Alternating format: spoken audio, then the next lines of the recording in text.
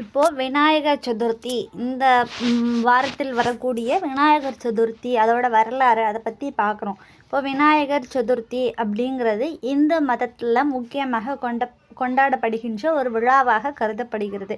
இந்த விழா ஆண்டுதோறும் ஆவணி மாதத்தில் வரக்கூடிய வளர்பிறை சதுர்த்தி நாளன்று கொண்டாடப்படுகிறது. பொதுவாக இதை விநாயகரோட பிறந்த நாள், அவர் அவதரித்த நாள் அப்படின்னு நம்ம கொண்டாடுகின்றோம்.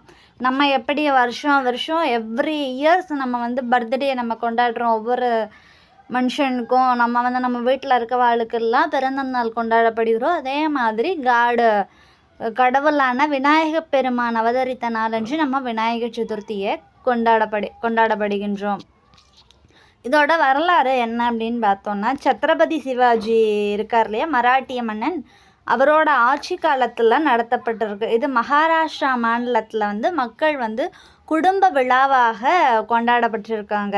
குடும்ப விழாவாக எடுத்து அவர்கள் அந்த வழிபாடு முறைகளை நடத்தியிருக்காங்க. அவங்க மக்கள் மராட்டிய மகாராஷ்டிராவில் தங்கள் வீடுகளில் பிள்ளையாரை வைத்து வழிபாடு செய்திருக்கின்றனர். சுதந்திர போராட்ட காலத்தில் இந்து மதத்தின் பால் ஈர்ப்பு கொண்ட அன்றையில இருந்து இந்திய தேசிய காங்கிரஸ் தலைவர்களில் ஒருவரான பாலகங்காதர திலகர் ஆண்டாண்டு பொதுமக்களிடையே தேசியம் வளர ஊர்வலமாக கொண்டாட அவர் தான் ஃபஸ்ட்டு ஊக்குவித்திருக்கிறார். மகாராஷ்டிரா மாநிலத்தில் விநாயகர் சதுர்த்தி அன்று வசதி படைத்தவங்க மட்டுமின்றி ஏழை எளிய மக்கள் அவங்க வசதிக்கேற்ப மண்ணால் செய்யப்பட்ட விநாயகர் சிலைகளை தங்கள் சேர்ந்து கொண்டாடியிருக்காங்க. வீட்லேயும் வைத்து அவர்கள் இருக்கக்கூடிய பகுதியில் வைத்தும் அவர்கள் கொண்டாடிட்டுருக்காங்க. ஏழை மக்களுக்கு அன்னைக்கு செல்ற காசுகளையும் ரூபாய் நோட்டுகளையும் வழங்குவதும் உண்டு.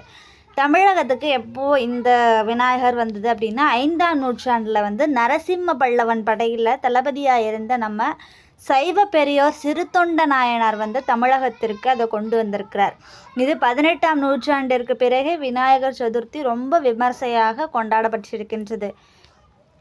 தமிழகத்தில் ஊரில் பந்தல் போட்டு தற்காலிகமாக மண்ணால் செய்யப்பட்ட விநாயகர் சிலையை நிறுவி பூஜை செய்யப்பட்டு அங்கு நிறுவப்படும் விநாயகர் சிலை எந்தெந்த அடியில் இருக்குன்னா, 3/4 அடியிலேருந்து 70 அடி வரைய விதவிதமாக விநாயகர் சிலைகளை வைத்து வழிபாடு செஞ்சுருக்காங்க. இது 3ஆவது நாள் 5ஆவது நாள் நம்ம ஊரில் இருக்கக்கூடிய நீர்நிலைகளில் வைத்து அதை கரைக்கப்படுகின்றன. அதனால் தான் மண்ணால் செய்யப்படுகின்றன நமது விநாயகர் சிலைகளை. அந்த பூஜை செய்யறதுக்கு விநாயகருக்கு நைவேத்தியம் படைக்கிறதுக்கு கொழுக்கட்டை, சுண்டல், பொரி, பழங்கள் ஆகியவற்றை வைத்து பூஜை செய்யப்பட்டிருக்கின்றன. இந்த மாதிரியான விநாயகர் சதுர்த்தி நம்ம ஊரில் அந்த காலகட்டத்தில் நமக்கு கொண்டு வரப்பட்டிருக்கின்றன. இப்போது அது பரவலாக நம்மிடத்தில் பரவி இருக்கின்றது. திதிகளில் நமக்கு முக்கிய சிறப்பு உண்டது தான் சதுர்த்தி ஒவ்வொரு மாதங்கள்லேயும் வரக்கூடியது உண்டு. இந்த ஒவ்வொரு மாதங்கள்லேயும் நம்ம வழிபாடு செய்ய முடியலை அப்படிங்கிறவங்க இந்த ஆவணி மாதத்தில் வரக்கூடிய சதுர்த்தியில் வழிபாடு பண்ணால் அவங்களுக்கு இந்த முழு வருடமும் செய்யக்கூடிய பலன் அவர்களுக்கு கிட்டும் அப்படின்னு நம்ம வழிபாடுகளில் சொல்லப்பட்டிருக்கு. ஓராண்டில் வரும் வளர்பிறை சதுர்த்திக்கு தலையாயது ஆவணி மாதம் வரும் சதுர்த்தி அப்படின்னும் சொல்கிறாங்க. புராணங்களில் சொல்லப்படுது நமக்கு முழுமுதற் கடவுள் விநாயகர் ஆவார். பண்டிகைகளில் தலையாவது தான் விநாயகர் சதுர்த்தி. மண் பிள்ளையார் ஏன்?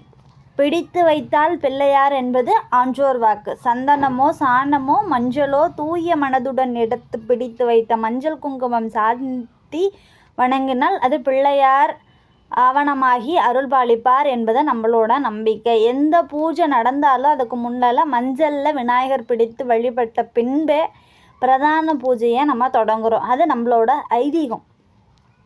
மஞ்சள் பிள்ளையார் பிடித்து வழிபாட வேண்டியது மிகவும் அவசியம்னு நம்மளோட ஐதீகத்தில் இருக்குது.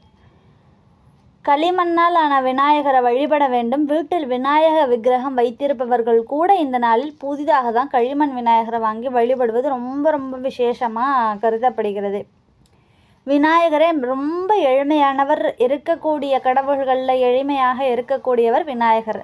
அரச மரத்தடியிலும் ஆற்றங்கரையிலும் எழுந்தருளி இருப்பவரே நம்மளுடைய விநாயகர். அவருக்கு மேற்கூரை கூட தேவையில்லை. அப்படிப்பட்ட விநாயகரை எளிய இயற்கை பொருட்களை கொண்டு செய்வதே நமக்கு ரொம்ப ரொம்ப ரொம்ப நல்லது. களிமண் மிக எளிதில் கிடைக்கும். பிற பொருட்கள் கொண்டு செய்யப்படும் விநாயகர் பூஜைக்கு பின் கரைப்பதிலும் சிக்கல்கள் இருக்கக்கூடியது. ஆனால் களிமண்ணில் செஞ்சால் அதை ஈஸியாக எளிதாக கரைச்சிடலாம். அப்படிப்பட்டது தான் நம்மளோட விநாயகருக்கு பவித்திரமானதுன்னு சொல்கிறாங்க. ஒவ்வொரு ஆண்டு விநாயகர் சதுர்த்தியில் புதிய களிமண் விநாயகரை வாங்கி வழிபடுவது விசேஷம். காலையில் எழுந்து நீராடிட்டு வீட்டில் இருக்கும் குழந்தைகளோட கிளம்பி சென்று விநாயகரை வாங்கி கொண்டு கொண்டாட்டமாக திரும்பி வருவதே ஒரு அனுபவமான சிறப்பு அப்படின்னு நமக்கு சொல்லப்படுகிறது.